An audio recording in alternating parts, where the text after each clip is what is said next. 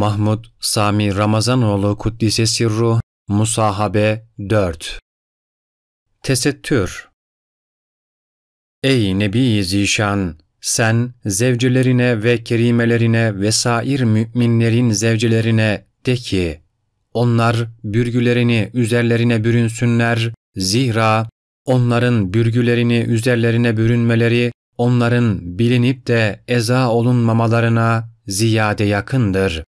Halbuki Allah Teala onlardan evvelce vaki olan kusurlarını affedici ve hallerine münasip mesalihi temşiyetle merhamet buyurucudur. Ashab Suresi 59. Yani, ey kullarımı irşad için meb'uz ve müeyyet min indillah olan Nebi-i Zişan!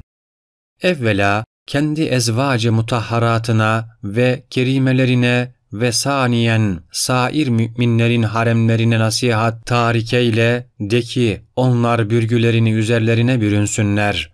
Zira şu bürgülerini bürünmeleri onların bilinmekle süfahanın taarruzundan kurtulup eza olunmamalarına en yakin bir meslektir.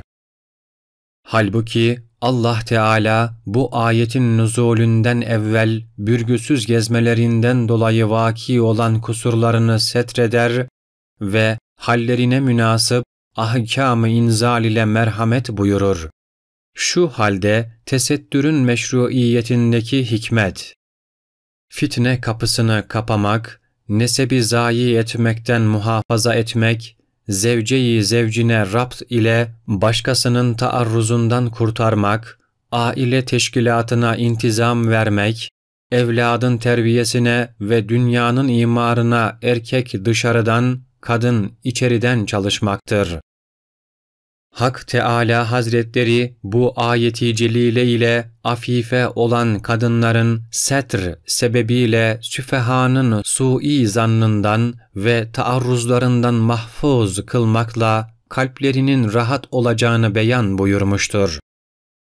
Hak Teâlâ Hazretlerinin tesettür emri bütün insanların kalplerinin rahatı ve aile arasında imtizacın esasını ve biçare çocukların terbiyesini temin etmekle ve insanların yekdiğerine husumetten azade olmakla alemin intizam üzere cereyanına büyük bir hadim ve kanunu daimdir. Tesettür, kadınların hürriyetlerini muhafazaya yegane hadimdir. Hatunlar, çocuk getirmekle ve hamli meşakkatleriyle meşgul olduğu cihetle emri maişeti layıkıyla temin edemediğinden behemahal maişet hususunda bir erkeğin himayesinde bulunması zaruridir. Fıtratta rical hakimdir.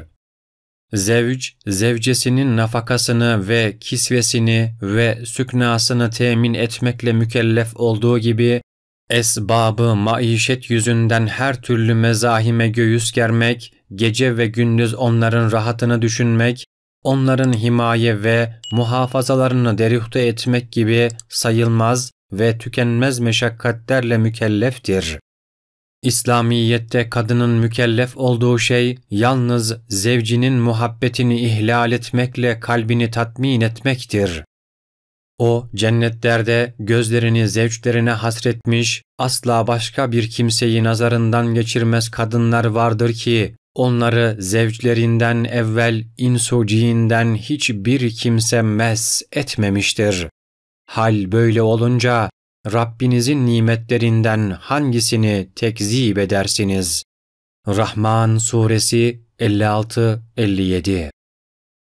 Yani, ehli iman ve erbab-ı ibadet için hazırlanmış olan cennetlerde nazarlarını ancak zevçlerine hasretmiş ve zevçlerinin gayri hatırından geçirmez ve başkalarına bakmaz hatunlar vardır ki, onlar zevçlerinden evvel insandan olan hatunları, insten ve cinden olan hatunları, cinden hiçbir erkek mes etmemiştir. Binaenaleyh, ehli cennetin hatunları, gözleriyle zevçlerinin gayriye bakmadıkları gibi, kalpleriyle dahi zevçlerinin gayriye muhabbet etmezler ki zevç ile zevceden her birinin kalpleri yek diğerine karşı emin ve muhabbetleri daim olur.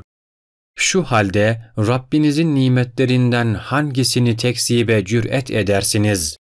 Ayet-i celilede taife-i nisvanın tesettürü memduh ve yek diğerine karşı muhabbetlerinin devamı ancak tesettürde olduğuna işaret olunmuştur. Bir kadın kadıya müracaatla zevcinden mehir talep etti. Kadı 2 şahit huzurunda yüzünü açıp da hükmedeceğini teklif etti.